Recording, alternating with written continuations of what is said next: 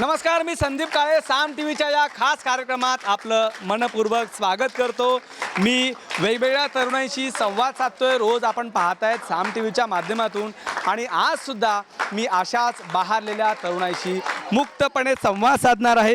या संवादामागचं कारण असं की या तरुणांच्या मनात अनेक प्रश्न असतात।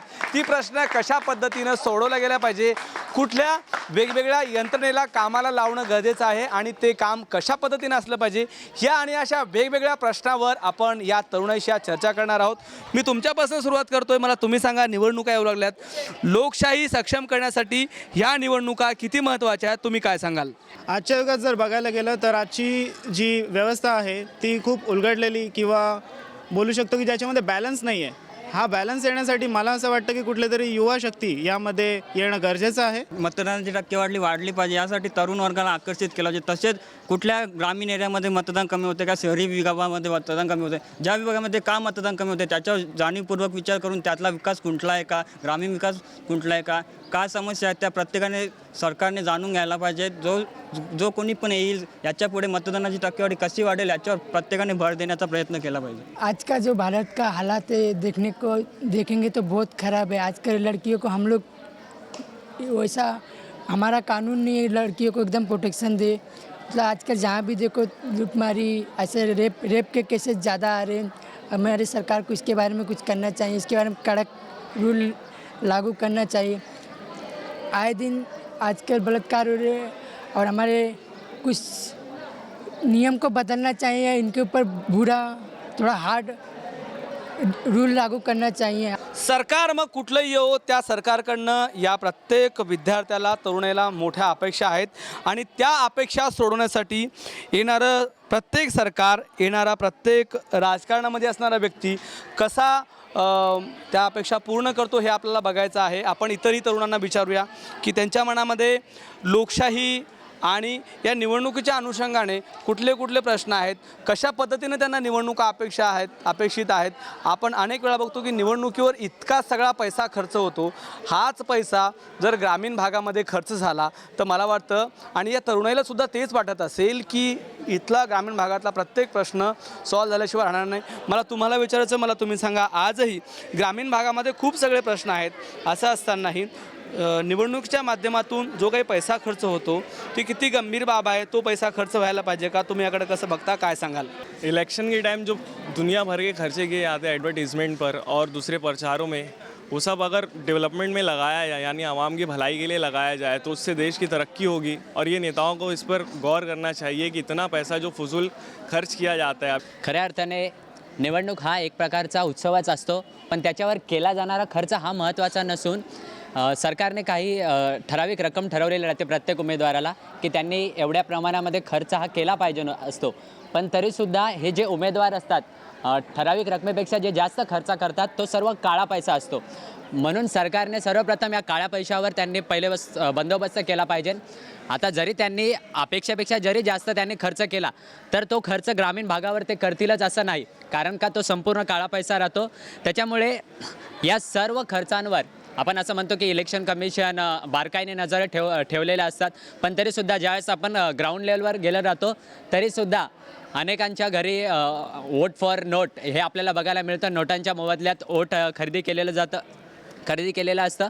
त्याच्यामुळे आपण या सर्व काळ्या पैशांवर आपण लक्ष ठेवला पाहिजे आणि उमेदवारांनी सुद्धा फक्त हा जो पैसा आहे काळ्या याच्यावर खर्च न करता तोच जर त्यांनी विकासावर खर्च केला तर त्यांना, मला नाही वाटत की त्यांना गरज आहे की इलेक्शनच्या टायमाला त्यांना जाऊन पैसे द्यावे लागेल, कारण का त्यांनी जर काम केलेलं असलं तर नक्कीच जनता त्यांना त्यांच्या मोबदल्यात वोट देतील। त्यांना पैसा खर्च करण्याची काही गरज नाही।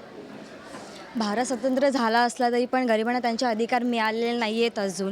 पाण्याचा प्रश्न आहे तरी सरकारने जो पैसा त्यांच्याकडे घेतला आहे तो धरणं बांधण्यासाठी किंवा विहिरी बांधण्यासाठी त्यांनी करावं, म्हणजे गरिबांना पाणी तरी मिळेल ॲटलिस्ट। या सगळ्या तरुणाईची मतं ऐकली तर एक गोष्ट मात्र प्रामुख्याने जाणवते की ग्रामीण भागातले प्रश्न असो, शहरी भागातले असो, नरेंद्र मोदीपासून ते राज्यामध्ये काय चालले, या सगळ्या बारीक बारीक गोष्टी या तरुणाईला माहीत आहेत आणि या तरुणाईची मतं जी आहेत ते अत्यंत बारकाईनं लक्षात घेणं गरजेचं आहे। त्याचं कारण असं आहे की भविष्यामध्ये ही तरुणाई जी मतं देणार आहेत ती वेगवेगळ्या क्षेत्रामधल्या लोकांना मतं देणार आहे आणि या सगळ्या तरुणांच्या माध्यमातून जी काही लोकशाही जो कोणी उमेदवार या ठिकाणी निवडून येईल त्या उमेदवाराच्या माध्यमातून एक चांगली लोकशाही या ठिकाणी बनणार आहे.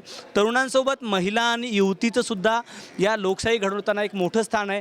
ते स्थान कसं आहे आपण या महिलांना विचारूया. आजही महिला मुलीला आपण फक्त मतदानापुरतं गृहीत धरतो का, किंवा एक स्त्रीला फक्त वापरण्याचं साधन अनादी काळापासून तिच्याकडे बघण्याचा दृष्टिकोन असंच आपण स्त्रीकडे बघतो का, या आणि अशा वेगवेगळ्या प्रश्नावर आपण या मुलींशी चर्चा करूया. मला तुम्ही सांगा, आजही मुलींचं शिक्षण ही गंभीर बाब बनलेली आहे.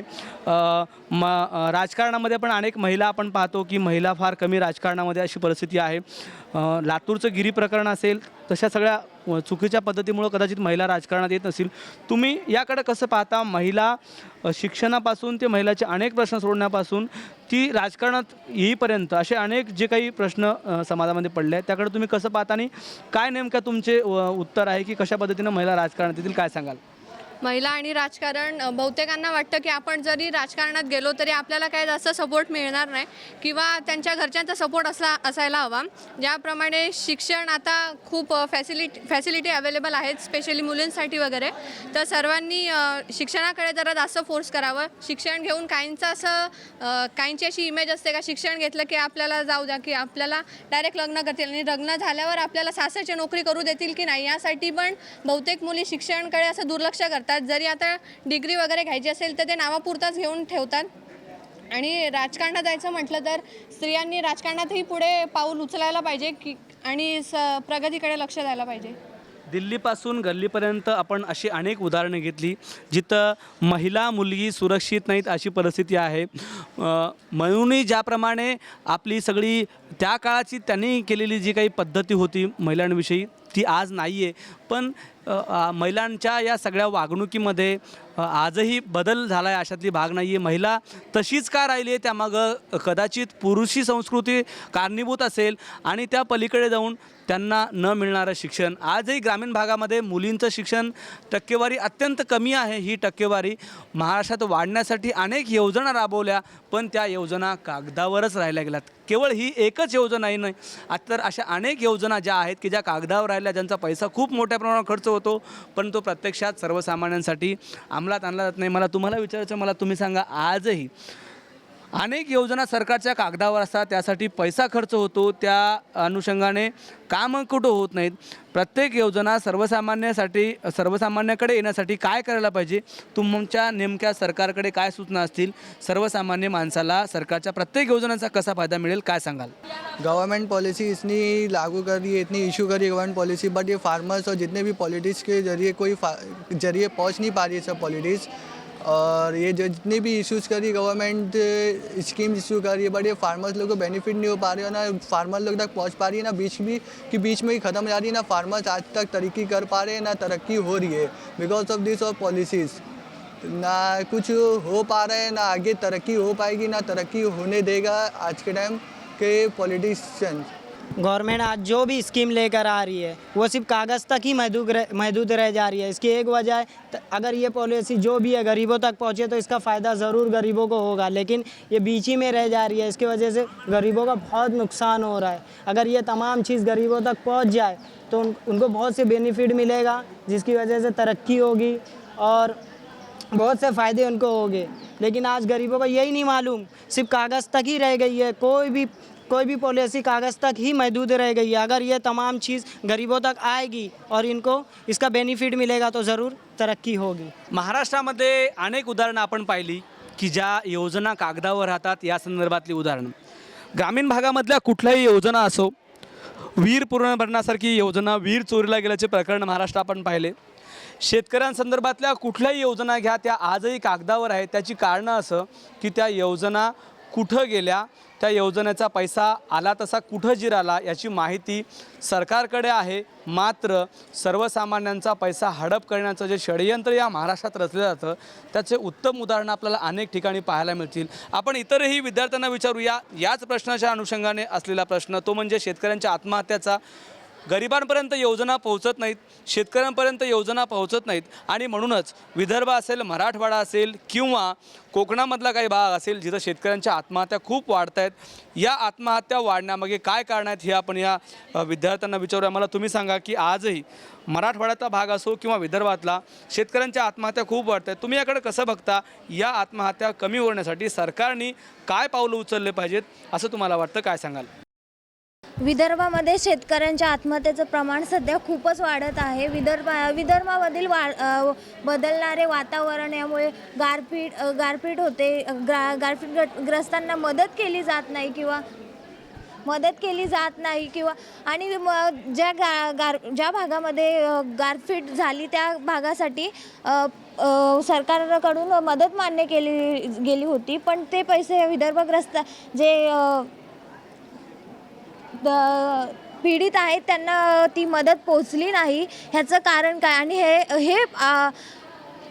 हे चित्र कधी बदलणार? कारण इलेक्शनमध्ये हे विदर्भाचे हे मेन मुद्दे पुढे घेऊन नेते मतं मागण्यासाठी विदर्भात जातात, पण हे फक्त आश्वासनांमध्ये राहतात का? कारण हे खरी मदत त्यांच्यापर्यंत पोहोचतच नाही. ह्यामुळे ना विदर्भातील शेतकऱ्यांचं आत्महत्याचं प्रमाणही खूप वाढत आहे. शेतकऱ्यांना पाहिजे म्हणजे जशा त्यांना त्यांच्या सवलतीसाठी ज्या दिलेल्या गरजा म्हणजे त्यांच्या ज्या गरजा पुरवल्या तर त्यांची आत्महत्या होणार नाही. शेतकऱ्यांना तुम्ही लोक जशी वोट मागण्यासाठी दारोदारी फिरत असतात तसे जा ना तुम्ही लोकांचे जेव्हा जे प्रॉब्लेम असतात ते सॉल्व्ह करण्यासाठी फिरा ना त्यांच्या दारी. तेव्हा का नाही तुम्ही त्यांच्या घरी जात? तेव्हा बोलत असतात हां आम्ही असं करू आम्ही तसं करू. जेव्हा त्यांना योग्य ती गरज असते तेव्हा तुम्ही देत नाही. त्याच्यामुळे शेतकऱ्यांच्या आत्महत्येचं प्रमाण वाढत असतं. आणि तुम्ही लोक जसे इलेक्शनसाठी मीटिंग्स भरवत असतात तसे तुम्ही भरवा ना. शेतकऱ्यांना योग्य ते ज्ञान देण्यासाठी त्यांचे कसं पीक घ्यायचं, कोणती खतं कोणतं रसायन त्या शेतीसाठी योग्य ते यूज करण्यासाठी तुम्ही भरवा ना मीटिंग्स. ते का नाही तुम्ही करत? महाराष्ट्रामधल्या या सगळ्या प्रश्नांची उत्तरं या तरुणाईंकडे आहेत आणि या तरुणाईंच्या मनात जी काही प्रश्न आहेत ती सोडवणं अत्यंत गरजेचं आहे. त्याचं कारण असं की याच तरुणाईंच्या अवतीभवती आणि हीच तरुणाई देशाचं भवितव्य निर्माण करणार आहे, देशाचं भवितव्य घडवणार आहे आणि यांची प्रश्न सोडवणं जाणं अत्यंत गरजेचं आहे. या महाविद्यालयीन तरुणाशी संवाद साधताना एक गोष्ट मात्र लक्षात येते, ती म्हणजे यांना अनेक प्रश्नांची जाण आहे आणि ते प्रश्न सोडवण्यासाठी कुणीतरी आज पुढाकार घेणं गरजेचं आहे. निवडणुका आलेल्या आहेत आणि या निवडणुकीच्या माध्यमातून नव्याने येणारे उमेदवार, निवडून येणारे उमेदवार या सगळ्या तरुणांचे प्रश्न सोडवतील एवढीच अपेक्षा या निमित्ताने. कॅमेरामॅन मनोजसह संदीप काळे, साम TV, भिवंडी.